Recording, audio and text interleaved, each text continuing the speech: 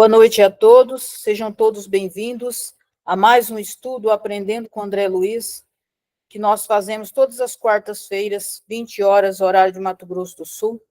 Nós estamos estudando os livros de André Luiz. Neste momento, nós estamos estudando o livro Os Mensageiros, e hoje nós teremos o capítulo 14 do livro Os Mensageiros, que hoje será apresentado pelo Adão, que o título desse capítulo é Preparativos. Um bom estudo a todos nós. Vamos, então, elevar nossos pensamentos a Jesus, a Deus, nosso Pai Celestial, rogando assistência para a compreensão e exposição desse assunto, para que possamos absorver a sabedoria que se faz presente nesses relatos desse espírito amigo André Luiz. Que a sua divina paz permaneça conosco, agora e sempre. Vamos, então, estudar o capítulo 14, Preparativos. À noite, Aniceto veio ver-nos, começando por dizer: amanhã deveremos partir os três, a serviço nas esferas da crosta. Telésforo recomendou-me certas atividades de importância, mas posso atendê-las em particular, proporcionando a ambos uma estação semanal de experiência e serviço. Apenas para lembrar, esta obra Os Mensageiros é o relato de uma semana de trabalho, de estágio de André Luiz, junto ao instrutor do Ministério das Comunicações, se eu não estou enganado, que é Aniceto. Fiquei radiante. Muitas vezes regressar ao ninho doméstico, tornar a cidade em que desenvolver a tarefa última, e todavia não me detiveram no exame das possibilidades extensas do concurso fraternal. Ele queria dizer o seguinte: muitas vezes ele tinha retornado em espírito já ao lar, onde ele completou a última etapa da encarnação, mas ele nunca prestou atenção na possibilidade imensa que existe de auxiliar. De quando em vez, era defrontado por situações difíceis, nas quais velhos conterrâneos encaravam problemas de vulto. Entretanto, sentia-me incapaz de auxiliá-los eficientemente na solução desejável. Faltava-me técnica espiritual para fazê-lo. Não tinha bastante confiança em mim mesmo. Então ele se defrontava com pessoas com as quais ele conheceu e ele não tinha capacidade de entender como auxiliar. Ele reconhece que faltava preparo espiritual para fazer. Deixando perceber que ouvira meus pensamentos profundos, Aniceto dirigiu-me a palavra de maneira especial, asseverando: você, André, ainda não pôde auxiliar os amigos encarnados porque ainda não adquiriu a devida capacidade para ver. Eu acho isso aqui um ensinamento muito profundo. Eu me lembro que eu citei isso muitas vezes em estudos lá no Ramatiz, no início dos trabalhos daquela casa, para os voluntários. Esta passagem. Falta capacidade para ver. Mas não é bem esse sentido aqui que eu passava lá. É razoável. Quando na carne, ou seja, quando no corpo, somos muitas vezes inclinados a verificar tão somente os efeitos. Nós vemos os efeitos, mas não analisamos as causas. Nós vemos a questão da miséria, não analisamos a causa. O estado da perturbação espiritual que as pessoas chegam ali, por exemplo. Não analisamos as causas, não procuramos observar. E ele continua: no mendigo, vemos apenas a miséria, ou seja, o efeito. No enfermo, somente a ruína física. Faz-se indispensável identificar as causas. Depois de meditar alguns momentos, prosseguiu: procuremos, contudo, remediar a situação. Aqui ele dá o sentido ao que ele estava dizendo, de enxergar os efeitos e não remontar as causas. Tanto ele quanto aquele que acompanhava Vicente não tinham a visão espiritual ampliada. que é característica do espírito após um certo estágio de preparo. Então, ele observaria e identificaria a causa, como eles fazem conosco. Observam e pesquisam as nossas vidas pregressas, ou mesmo essa, para identificar a causa da situação atual, do porquê estamos passando por aquela situação, que é o efeito. Procuraremos, contudo, remediar a situação. Amanhã pela madrugada, você e Vicente apareçam no gabinete de auxílio magnético às percepções, que fica junto ao centro de mensageiros. O Aniceto era um dos instrutores desse centro de mensageiros, como na obra cita. Darei as providências para que vocês alcancem o necessário melhoramento da visão, a visão espiritual. Peço-lhes, todavia, receberem semelhante auxílio em prece. A primeira recomendação que ele dá. Roguem a Deus, lhes permita a dilatação do poder visual. Compenetrem-se da grandeza desse dom sublime. E, sobretudo, enviem à majestade eterna um pensamento de consagração ao seu amor e aos seus serviços divinos. Não desejo induzi-los a atitudes de fanatismo sem consciência. Não podemos abusar da oração aqui, segundo antigas viciações do sentimento terrestre. No círculo carnal, costumamos utilizar em obediência a delituosos caprichos, suplicando facilidades que surgiriam em detrimento de nossa própria iluminação. Ele está fazendo uma consideração importante sobre a prece. No plano físico, é isso que realmente ainda fazemos muitas vezes. Usamos a prece para resolver situações da vida, adquirir facilidades em determinadas situações que surgem em detrimento da nossa própria iluminação espiritual, razão pela qual nós estamos fundamentalmente encarnados. Mas no mundo espiritual, não. Ali, as coisas são feitas no nível da essência do ser. Não se pode criar aparências, nem na oração. Ela passa a ser uma necessidade urgente para o espírito. Aqui, todavia, André, ele prossegue. A oração é compromisso da criatura para com Deus. Deveria ser aqui também na Terra. Mas no plano espiritual se aprende que isso é um fato fundamental, real. Compromisso de testemunhos, esforço e dedicação aos desígnios, aos superiores desígnios. Toda prece entre nós deve significar, acima de tudo, fidelidade do coração. Fidelidade, obediência do sentimento à vontade divina. Olha que coisa interessante isso que ele está dizendo. Acima de tudo é isso.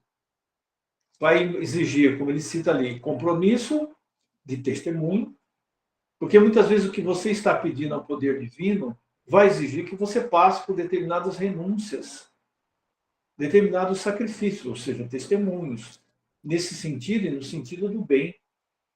Esforço, sim, porque não é cruzar os braços e aguardar que o poder superior solucione tudo, mas entregar-se para ser conduzido pelo poder superior e trabalhar para isso, e dedicação à vontade superior, aos desígnios divinos. Quem ora em nossa condição espiritual sintoniza a mente com as esferas mais altas, e novas luzes lhe abrilhantam os caminhos.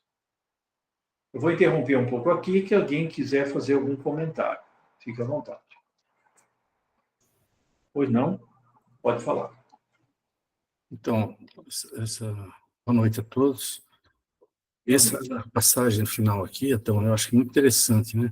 Eu fiquei com a impressão de que essa visão não é só a visão espiritual, assim, a visão no sentido de ver as coisas, mas pode ser uma coisa mais ampla, você também ver, enxergar mais profundamente, mas sentir também mais profundamente, né? Esse é um ponto.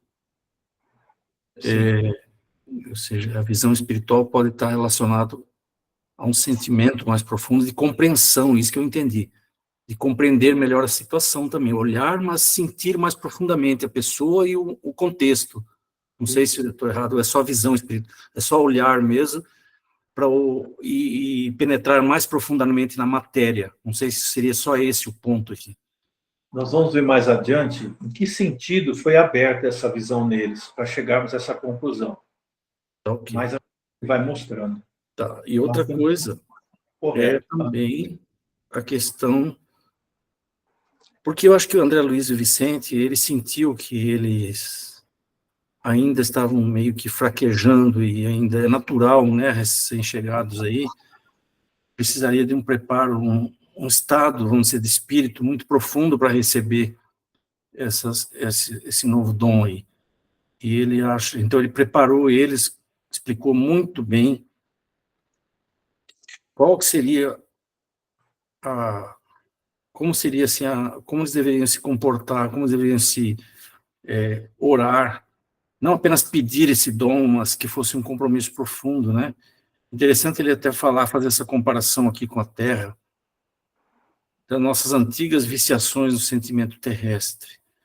E como você mesmo comentou, Adão, é sempre bom a gente buscar isso aqui, um sentido mais profundo, porque nós ainda pedimos, é natural, nós pedimos a cura, lá no lar mesmo, nós pedimos a cura para doença, para isso, para aquilo, então é uma coisa, ainda é uma coisa natural. Nós, às vezes, sabemos que nós temos que passar por uma prova, mas não queremos essa prova, muitas vezes. A gente tem que dizer isso, porque é uma verdade. Isso não nos isenta de lutarmos. Eu acho que nós sempre devemos buscar a busca da cura. Eu não quero ser mal entendido. Só que nós não pedimos, em primeiro lugar, a nossa transformação. Nós, me incluo, né? Não pedimos que antes venha a minha transformação, que eu consiga ter a iluminação de perceber a dor do meu semelhante, que eu consiga me aperfeiçoar, que eu consiga ter mais caridade, mais amor. Eu peço primeiro a cura, eu quero ser curado. Então, eu acho que é isso que na minha visão, assim, é isso que ele está falando, esse sentimento que nós temos. Eu acho que nós, espíritos, temos, inclusive, que bater nessa questão de olharmos primeiro a nossa transformação. Acho que nós fazemos bastante isso lá, entre assim, os meios espíritos fazem realmente isso. Em terceiro lugar, aqui no final, essa questão das esferas mais altas, né? Essas regiões aqui onde o André Luiz está junto com o Vicente, elas têm uma comunicação com planos superiores, assim, muito mais próxima, muito mais íntima do que nós teríamos aqui na Terra, né? Eles têm meios ali, não sei até se a gente poderia falar de portais, né? Que o plano superior poderia atuar neles e abrir de forma mais ampla a percepção deles. É só isso, Adão. Obrigado. Ok, obrigado, Paulo. Acho que é o Mauri. Oi, pessoal, tudo bom? Boa noite. Algumas observações semelhantes nos trechos que o Paulo observou aqui, pontuou. Eu gostei muito dessa questão da humildade dele, né? Porque a humildade não é se colocar para baixo, é saber o seu tamanho exato, nem a mais, nem a menos. E na hora que ele coloca, faltava-me técnica espiritual para fazê-lo, é de uma autenticidade invejável, né? Saber o que de fato você dá conta e tem condições morais, espirituais e técnicas para desenvolver ou não. Ele sabia disso, né? Nessa parte que o Paulo comentou, e eu também adorei essa parte que ele fala, quando na carne são muitas vezes inclinados a verificar tão somente os efeitos, sem ponderar as origens. E ele, no final do parágrafo, fala, faz-se indispensável identificar as causas. Isso eu me lembrei muito da questão da doença, que o Paulo colocou muito bem. A gente tem que buscar, assim, o cuidado, sanar o corpo, mas a cura, em essência, é anímica. A espiritual é superior a isso.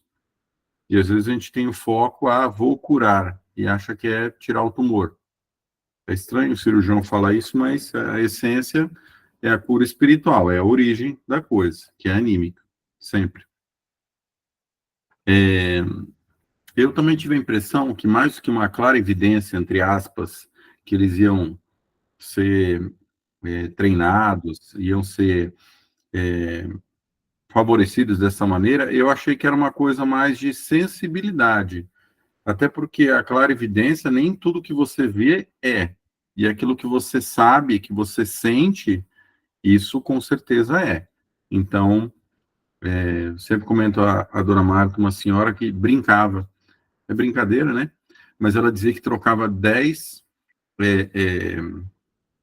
videntes por um sensitivo, no sentido de ser mais fiel àquilo que você percebe no fundo do seu coração, e às vezes os olhos enganam, né? Tivemos capítulos que mostraram isso, enfim. Mas eu fiquei com essa impressão, que era mais uma sensibilidade, mais do que um olhar. Olha, tem uma mancha aqui, não sei se no outro capítulo talvez se elucide. Essa questão da oração, que ele comenta também, que a gente suplica facilidade, e a oração ali é muito mais para se colocar como um instrumento, como um trabalhador do bem, mais que qualquer outra coisa, né? Deveria ser aqui também dessa maneira, né? A oração mais adequada seria essa. Eu gostaria disso, porém, eu quero que seja feita a vossa vontade, né? O que for bom para o meu crescimento, meu aprendizado.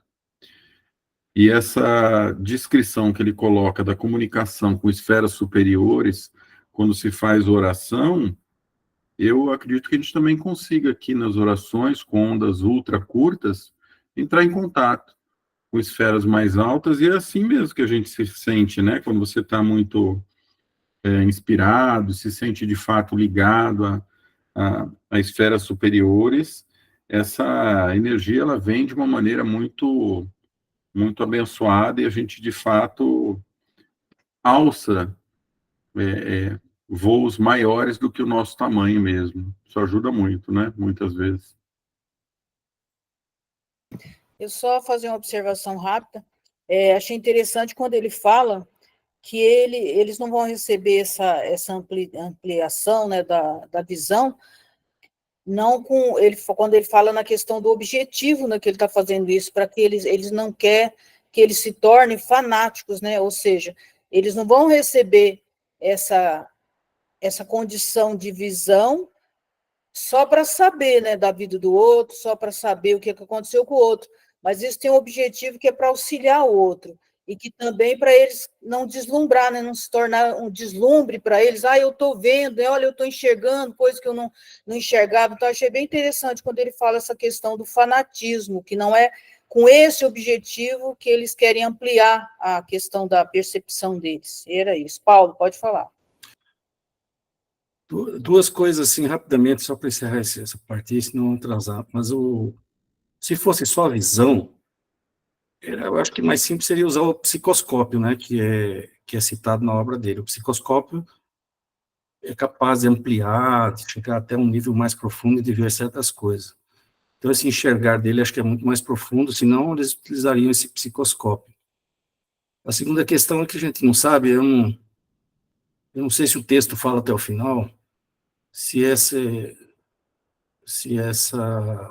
ampliação dessa visão deles se seria definitiva, ou será que é só para essa viagem, depois eles recebem, eles voltam a enxergar. Mas a impressão que dá é que eles estavam já numa situação de mérito para receber essa visão assim mais profunda, né? Só esses dois comentários. Obrigado. Ok. Diante da nobre autoridade de Aniceto, um pouquinho aqui, saiu.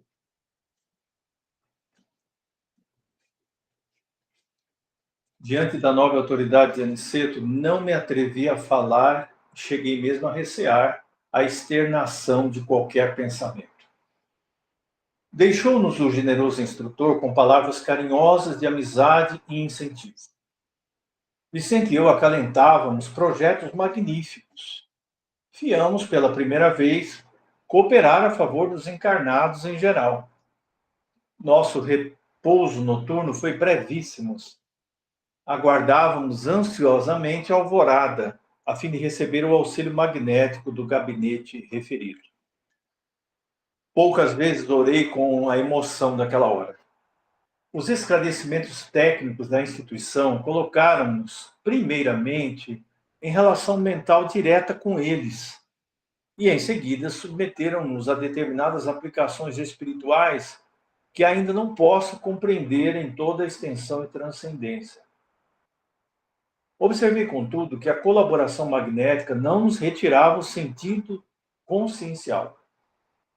E aproveitei a oportunidade para a oração sincera, que era mais um compromisso de trabalho que ato de súplica, propriamente considerado. Eu queria só abrir um parênteses aqui. Eles estavam num centro de mensageiros.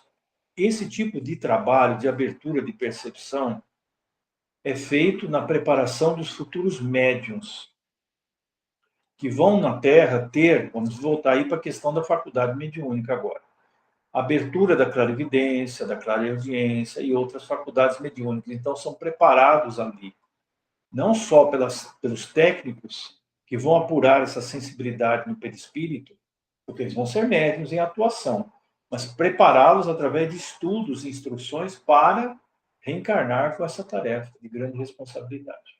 Então, é um centro de mensageiros. Decorrido certo tempo, fomos declarados em liberdade para sair quando nos provesse. A princípio, nada notei de extraordinário, embora sentisse, dentro do coração, nova coragem e alegria diferente. Experimentava bom ânimo, até então desconhecido. Meus sentidos da visão e da audição pareciam mais límpidos. Aniceto, que se mostrava muito satisfeito, esperava-nos no centro, marcando a partida para o meio-dia. Ansioso, aguardei o instante aprazado. Não nos ausentamos de nosso lar como viajores terrestres, geralmente carregados de malotagens e volumes diversos, ou seja, malas e volumes. Aqui, disse Aniceto jocosamente, toda a nossa bagagem é a do coração. Na Terra, malas, bolsas, embrulhos, mas agora devemos conduzir propósitos, energias, conhecimentos e, acima de tudo, disposição sincera de servir. Alguns companheiros presentes riram-se com gosto. Nesse instante, nosso orientador fez algumas recomendações. Designou colegas para a chefia de turmas de aprendizado, estabeleceu programas de serviço e notificou que voltaria à colônia diariamente, por algumas horas, deixando-nos Vicente e eu no serviço da crosta, em trabalhos de observações que deveriam prolongar-se por toda a semana. O tempo de aprendizado deles era uma semana. Despedimos-nos dos camaradas de luta, repletos de esperança. Era a nossa primeira excursão de aprendizado e cooperação aos semelhantes. Foi a primeira vez que eles realmente vieram, André Luiz, particularmente a Crosta, com um trabalho de cooperação, realmente. Quando nos pusermos a caminho, nosso instrutor observou. Creio que a viagem para vocês será diferente. Certo, estão habituados à passagem livre, mantida por ordem superior para as atividades normais de nossos trabalhos e trânsito dos irmãos esclarecidos em vésperas de reencarnação. Aí ele vai explicar. Como assim? Perguntou Vicente admirado. Pois não sabia? As regiões inferiores entre nosso lar e os círculos da carne, ou a terra, são tão grandes que exigem uma estrada ampla e bem cuidada, requerendo também conservação, como as importantes rotas terrestres. Aqui vamos fazer outro comentário. Nosso lar está situado na quinta esfera, quinta dimensão. Nós estamos na terceira. Então, existe uma quarta dimensão, que são as zonas inferiores. O nosso lar, ele já está no fim da esfera do umbral. Por isso é uma cidade de transição para planos superiores, para o chamado astral superior. Então, em outras palavras, nosso lar está no astral intermediário, para que se entenda. Mas até chegar à dimensão física, a área das zonas inferiores, como ele cita, é tão ampla que precisa de estradas, como acontece aqui. E como ele fala, com conservação.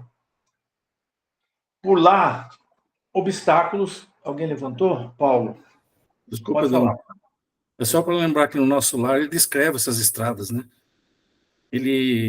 No nosso lar, se vocês lembrarem, tinha um momento que André Luiz, eles recebem como se fosse uma carroça com os animais, e vinha inclusive umas aves protegendo essas carroças. Eles iam com cavalos buscar as pessoas lá do umbral mais inferior, né? Então, eles têm vários desses caminhos, né? Aí ele vai citar mais para frente aí algumas coisas mais específicas. Obrigado.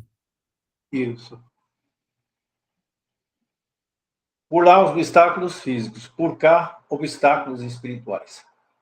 As vias de comunicação normais destinam-se a intercâmbio indispensável. Os que se encontram nas tarefas da nossa rotina sagrada precisam de livre trânsito, livre passagem. Os que se dirigem da esfera superior à reencarnação devem seguir com a harmonia possível, sem contato direto com expressões dos círculos mais baixos. Ou seja, os que vêm de planos superiores têm que ter uma passagem livre, não tem o contato direto com a parte das zonas inferiores, vai diretamente para a crosta. Mais ou menos isso que ele está dizendo.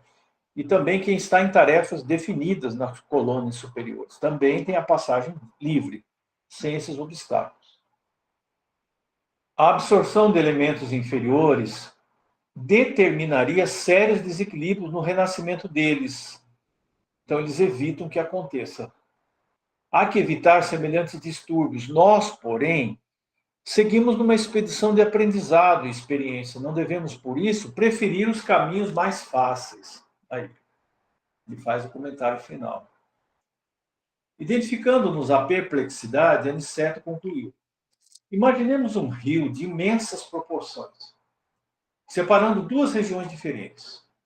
Existe o val, que oferece transporte rápido, e há passagens diversas através de fundos precipícios. Pela expressão do bondoso instrutor, concluí que ele poderia voltar à colônia quando quisesse. Realmente poderia. E é muito simples o que eles fazem, para vocês terem uma ideia.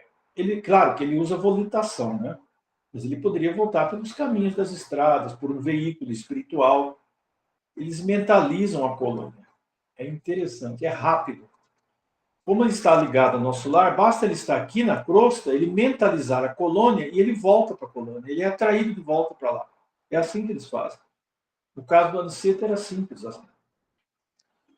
Pela expressão dele, concluí que poderia voltar à colônia quando quisesse, que não encontraria obstáculo de qualquer ordem, porque ele está ligado no campo astral da cidade.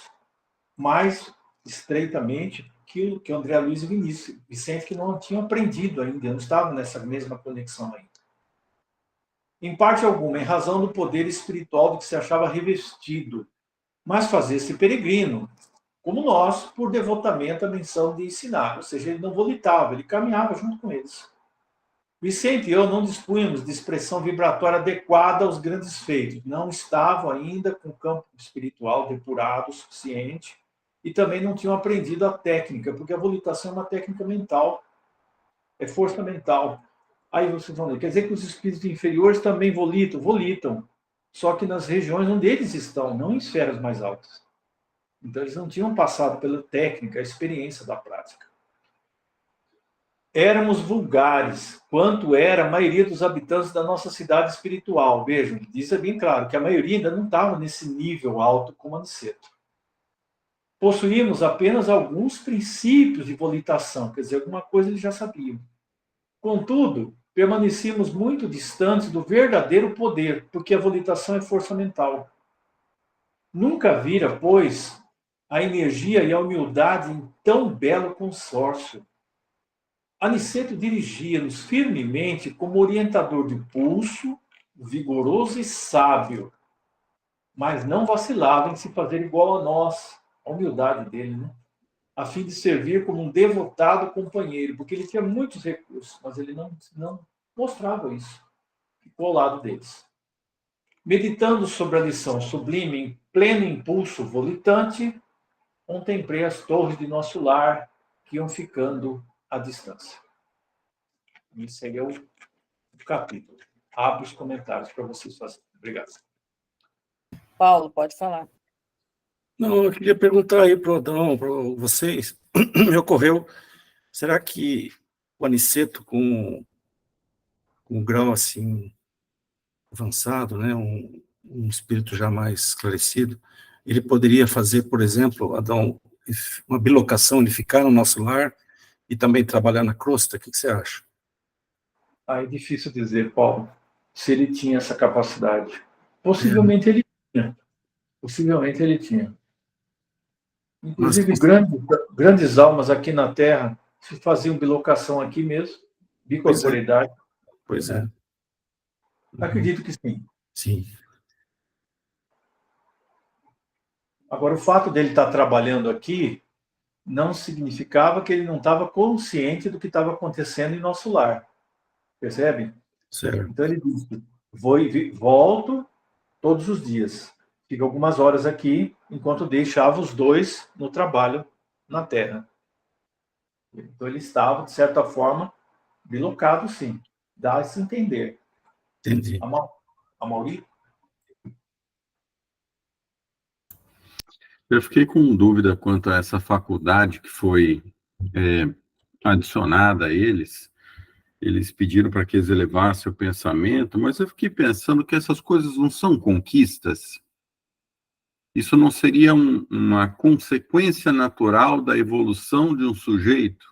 Então, eu tenho uma reforma íntima, um desenvolvimento moral, um desenvolvimento intelectual, que vai me habilitar a ter percepções maiores das que eu tinha rudimentarmente no início. Então, será que não seria dar um violino, Paulo, extremamente refinado na mão de um primata, na mão de um aborígene, para ele tocar o violino? Não seria mais interessante você dar um tambor para o primata e aprender a tocar tambor, e ele vai se desenvolvendo? Eu não sei se vocês entenderam a minha colocação. Entendi. Esses dias eu estava comentando... Oh, perdão, pode terminar aí. Não, porque eu fico pensando que essas coisas são... ele até faz, né, a ressalva, olha, veja, mas isso aqui não é superpoder, não, isso aqui não é, né? Então, eu achei curioso, mas eu fiquei imaginando algumas situações da vida real, assim, do dia a dia, que eventualmente isso é potencializado em alguns encarnados, né? Você acaba tendo um desenvolvimento de uma faculdade que você não tinha tão afinada, a fim de haver melhoria. Então, acho que nesse sentido de ganhou um superpoder, que é a visão errada da coisa, não faz muito sentido, mas nesse sentido de toma essa ferramenta aqui para você fazer um trabalho melhor em direção do bem, talvez faça sentido, né? Foi a impressão que eu tive, que era mais talvez uma ferramenta do que de fato não sei. Sim, é o que acontece com os médios, Amauri. A faculdade é concedida, não é conquista, para a grande maioria. O uso dela vai torná-la uma conquista, compreendeu? É emprestado, vamos assim dizer. Olha, vamos abrir sua sensibilidade, você vai ter a visão espiritual para servir, ponto. Mas eles não vão dizer para você que se você usar bem, você vai tê-la como conquista permanente. No caso dos dois, eu penso que foi a mesma coisa. Mas é mais lógico pensar num ganho progressivo de acordo com a sua evolução moral e intelectual, não? Sim, Porque o sujeito que vai se iluminando, ele vai desenvolvendo isso. Vai abrindo a faculdade, mas aí é conquista evolutiva. Mas no caso que se percebe ali, foi aberto para que se observasse, como se fosse um instrumento, uma ferramenta de aprendizado. Interessante você tocar nesse assunto. Eu já pensei muito sobre isso, Maurício. Eu tenho algumas ideias sobre isso. Há um certo tempo eu já penso nisso. Eu acho que tem 2 pontos. Primeiro, eu acho que algumas, vamos dizer assim, algumas potenciais capacidades maiores ou menores não estão diretamente ligadas ao padrão moral da pessoa. Esse dia eu estava falando para o Adão sobre Rasputin. Você lembra do Rasputin, né? Aquele mago que viveu na época dos czares na Rússia, né? Ele despertou vários várias capacidades extrasensoriais, manipulou energias profundas, Kundalini, outro despertou, e ele não tinha um padrão moral, ao contrário, né? Outra questão é o seguinte, até que ponto nós temos já muito desenvolvido, essas capacidades já estão dentro de nós, Maurício? Por que se fala que nós temos um cérebro, que nós só usamos 10%, que nós temos... O André Luiz fala nos textos dele, o Ramatiz também fala que nós temos uma parte frontal aqui que está muito adiantada, e ela vai ser apenas despertada com o passar dos tempos. E de onde é que a gente conquistou essa parte do cérebro adiantada? De onde é que veio? Nós ganhamos assim de graça ou nós conquistamos? Essa é uma questão para a gente pensar, né? E também, se fosse por evolução, não tinha tanta gente lá fracassado, tantos médiums lá, Mauri, também fracassado, que voltaram fracassados, porque daí já tinha evolução suficiente, capacidade suficiente para carregar essa ferramenta.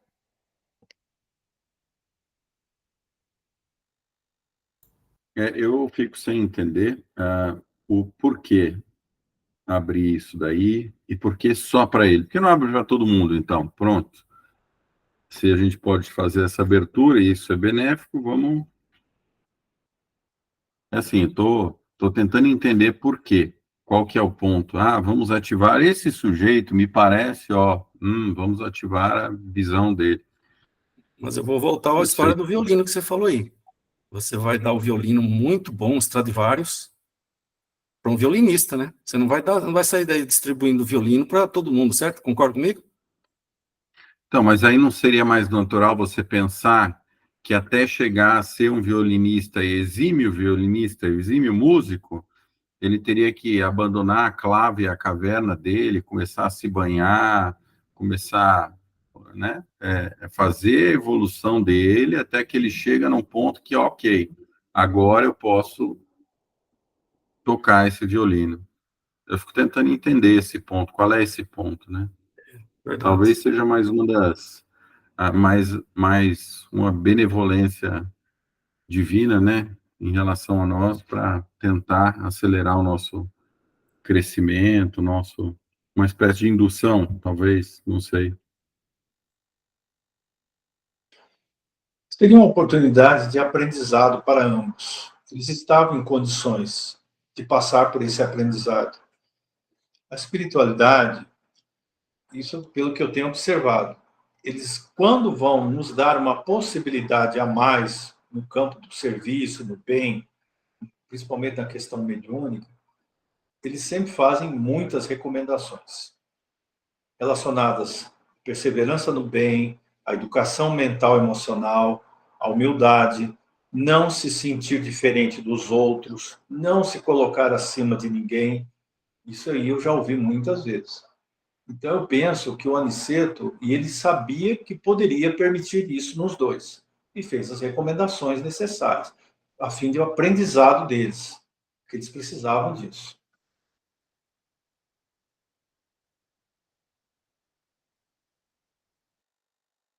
Interessante também aquela passagem, eu vou ler para vocês aqui,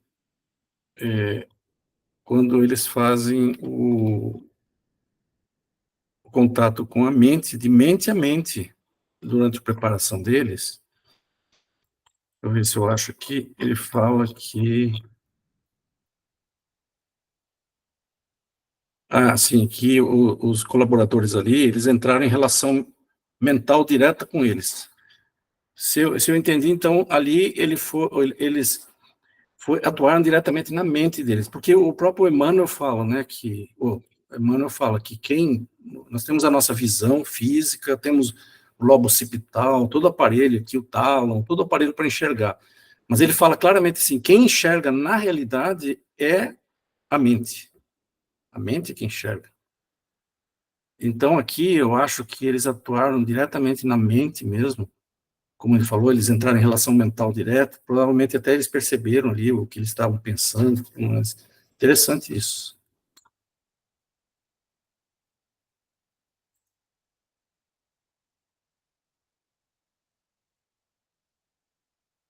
Pode falar, Mauri. Outra coisa que eu achei muito interessante também é esse cuidado com a reencarnação, nessa estabilidade, nessa... Fiquei imaginando um ovo, né, na sua formação, em toda a embriogênese da galinhazinha lá, tem que ter um ambiente de equilíbrio, de homeostase, para que haja um desenvolvimento, né, a importância de você reencarnar e o quanto essa influência pode gerar todo um efeito de cadeia, de cascata, numa encarnação inteira. Então, a preocupação deles, né, de não interferir, manter uma harmonia para que houvesse uma reencarnação serena. Gostei dessa descrição.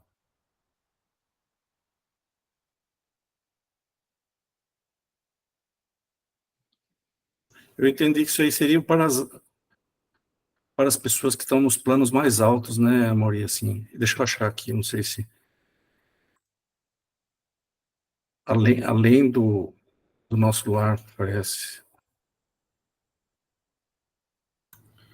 Os que se encontram nas tarefas de nossa rotina sagrada precisam livre trânsito, e os que se dirigem à esfera superior à reencarnação devem seguir com a harmonia possível, sem contato direto com as expressões dos círculos dos círculos mais baixos. A absorção de elementos inferiores determinaria sérios equilíbrios no renascimento deles. Certo.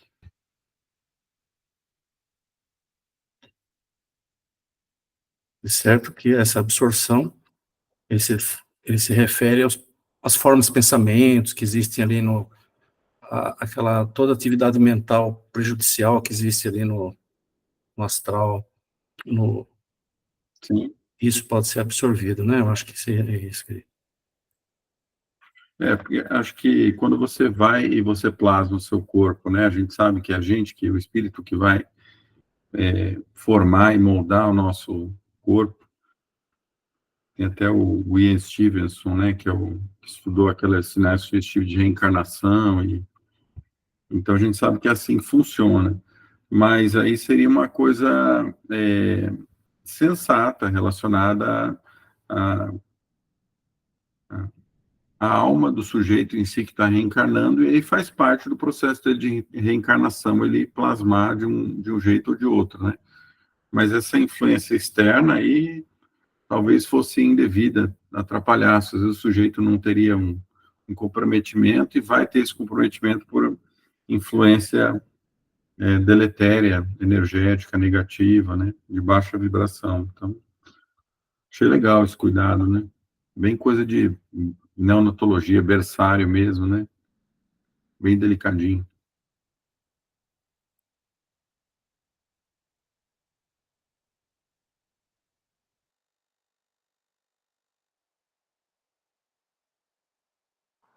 Ok, mais algum comentário que alguém queira fazer? Só que ele, de novo, fala: Vicente e eu não dispunhamos de expressão vibratória adequada aos grandes feitos. De novo, sabendo da condição dele ainda, de aprendiz incipiente, e o Aniceto, como todos os outros mentores que a gente vê, de uma iluminação ímpar, né? De humildade, de trabalho, de firmeza, né? Então, todos eles que apareceram até então, sempre uma atitude muito condizente com o cargo que ocupam. Não é amigo de ninguém, né? Ele está lá porque tem condição moral para estar.